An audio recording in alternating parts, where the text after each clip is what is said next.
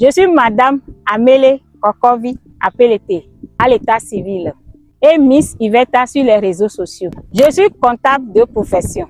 Je suis motivatrice, formatrice et conseillère. Je suis conseillère conjugale et conseillère de vie. J'accompagne les femmes, les couples et les jeunes en difficulté dans leur mariage.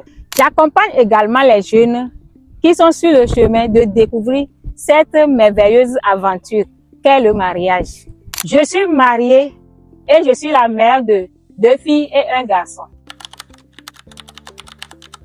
J'ai vu les jeunes dans les rues. Je leur ai posé la question. Pourquoi vous êtes ici? Pourquoi vous n'êtes pas dans une famille? Pourquoi vous n'êtes pas à la maison? Et d'autres m'ont répondu que c'est parce que leurs parents sont divorcés. Ils étaient chez leur grand-mère et après, ils se sont retrouvés dans la rue. Des fois, leur grand-maman est décédée, ils ne savent plus où aller. Parfois, c'est la nouvelle maman qui ne veut pas accepter, adopter ou supporter un autre enfant. Ou bien c'est le nouveau monsieur qui ne veut pas supporter l'enfant d'un autre. Cela m'a beaucoup parlé. J'ai pris sur moi de faire ce combat, de faire que les familles puissent trouver le bonheur, l'harmonie, l'équilibre dans leur foyer. Je veux que les divorces puissent diminuer et que notre société puisse connaître la joie du mariage, le bien fondé du mariage, la joie de partager sa vie avec son amour, son conjoint, sa partenaire ou son partenaire. Je ne peux pas dire que c'est la femme ou l'homme qui est la cause, mais ça vient des deux côtés. Beaucoup de couples, ceux que j'ai accompagnés, lorsque j'ai écouté l'histoire, je peux parler de manque de communication qui est à la base de beaucoup de divorces. Sinon, ce n'est pas grand-chose.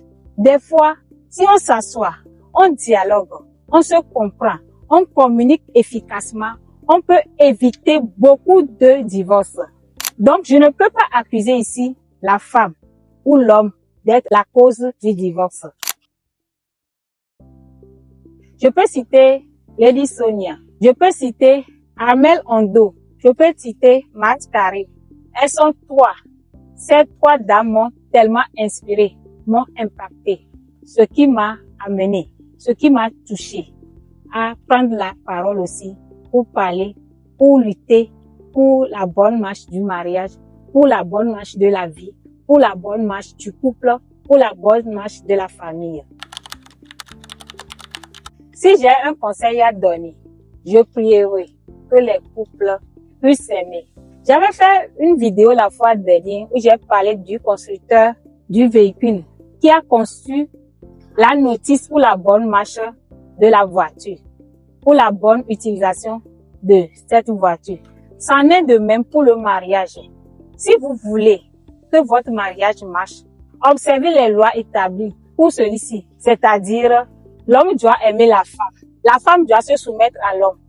Les deux doivent s'asseoir pour dialoguer. Un dialogue qui est sincère, une vraie communication qui n'est pas hypocrite, mais qui est ouverte, une communication édifiante pour la bonne marche du foyer. Tout ce qui peut propulser la relation à aller de l'avant.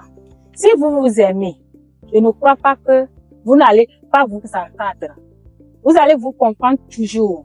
Si vous communiquez efficacement, chacun saura la position de son partenaire. Chacun peut comprendre le pourquoi celui-ci agit ainsi. La communication, le pardon, l'amour, la compréhension, la patience. Ces 5 choses contribuent énormément à la durée, à la bonne marche d'une relation. Une relation qui est saine, une relation bienveillante.